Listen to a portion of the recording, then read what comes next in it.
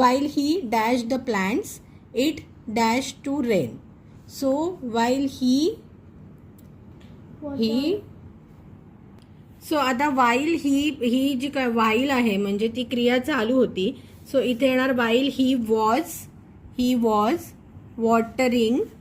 Watering the plants, it began to rain. Okay, next आहे when Sumi dash she dash and broke. तो when Sumi, so ही जी when Sumi was running येणार कारण आपल्याला रन वापरायचं आहे. तो ती धावत असताना धावण्याची क्रिया चालू होती. She was running, she fell down and hurt her leg. So इथे आपण सिम्पल पास्ट वापरले. I dash to a friend. So आता इथे पहिले आहे तर टॉक दिलं आहे. सो आणि वाईल आहे म्हणजे क्रिया चालू आहे. So I was talking to a friend while the football match was in progress. I not realize आहे. आता नॉट रिअलाइज आणि आपल्याला पास्ट टेन्स वापरायचे. सो इकडे येणार I did not realize the ball in my direction. Sorry, the ball came in my direction. I did not realize the ball came in my direction until, आता इथे बी वापरायचं आहे म्हणजे बीचं पास्ट टेन्स वापरणार, until it was too late. Okay, so इथे येणार when I enter आहे. So when I entered the room.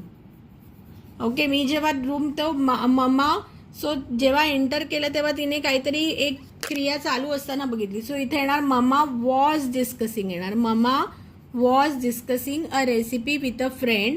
She break आहे. So she broke off the discussion and went in to the kitchen to prepare a cup of tea for me. Okay, so she broke off the discussion and went in to the kitchen असं येणार.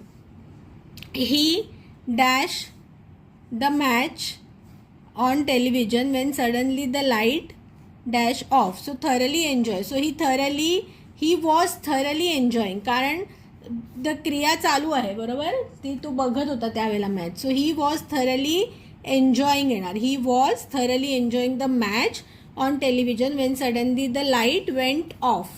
आता इथे as he was getting in to the bus, ती क्रिया चालू होती. He was getting in to the bus.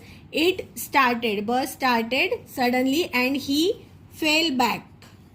Okay, next येणार papa always complained about the car. He said he did not like it because it was an old model.